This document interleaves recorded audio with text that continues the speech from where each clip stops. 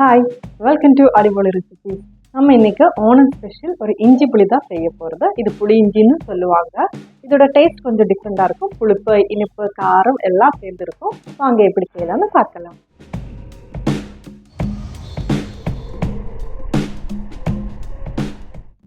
நான் இன்றைக்கி ஒரு ஆப்பிள் சைஸ் புளி எடுத்து தண்ணி ஊற்றி நல்லா கரைச்சி வச்சுருக்கேன். இஞ்சி ஒரு 250 கிராம் எடுத்திருக்கு. இது நல்ல தோலெல்லாம் சீகி கழுகி சின்ன சின்னதாக இந்த மாதிரி கட் பண்ணி வச்சுருக்கு. இஞ்சி புளி ரெடி பண்ணுறதுக்கு ஒரு பாத்திரம் அடுப்பில் வச்சு அதில் 3 டேபிள் ஸ்பூன் தேங்காய் எண்ணெய் ஊற்றணும்.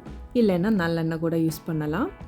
எண்ணெய் சூடானதும் 1 டீஸ்பூன் கடுகு, 2 காஞ்ச மிளகு, 5 பச்சை மிளகா சேர்த்துருக்கு. அதில் 3 பச்சை மிளகா சின்ன சின்னதாக நறுக்குனதும் 2 பச்சை மிளகா 2ஆக கட் பண்ணி போட்டுருக்கு. இது கூட ஒரு கொத்து கருவேப்பிலையும் போடுங்க. இனி நான் ஒரு 250 கிராம் இஞ்சி சின்ன சின்னதாக நறுக்கி வச்சுருக்கேன். அதையும் சேர்த்துக்கிறேன். இனி இஞ்சி நல்லா வழட்டிக்கலாம். இஞ்சி நல்லா ஃப்ரை ஆகணும். இஞ்சி நல்லா ஃப்ரை ஆகலைன்னா நம்ம இஞ்சி புளி சாப்பிட்ற டைமில் லைட்டாக கசக்கிற மாதிரி இருக்கும்.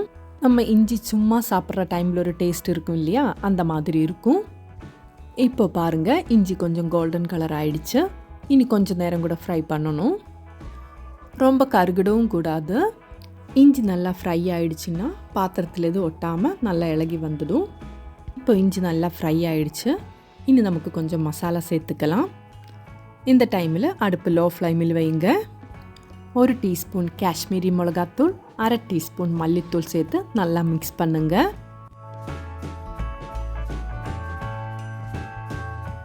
இதோட பச்சை வாசனை போனதும் ஒரு ஆப்பிள் சைஸ் புளி எடுத்து நல்லா கரைச்சி வடிகட்டி வச்சுருக்கு. அதுவும் சேர்த்துக்கலாம். தேவையான அளவு உப்பு போட்டுக்கோங்க. புளித்தண்ணி கொதிக்கிற டைமில் இந்த இஞ்சி புளிக்கு டேஸ்ட் கொஞ்சம் கூட்டுறதுக்கும் கொஞ்சம் திக்னஸ் கொடுக்கறதுக்கும் ஒரு பொடி ரெடி பண்ணிக்கலாம். அதுக்கு ஒரு சின்ன பேன் அடுப்பில் வச்சு 1 டீஸ்பூன் எண்ணெய் ஊற்றிக்கோங்க. எண்ணெய் சூடானதும் 1 டீஸ்பூன் அரிசி போட்டுக்கோங்க. கூடவே 2 சின்ன துண்டு கட்டி பெருங்காயம் சேர்த்துக்கோங்க.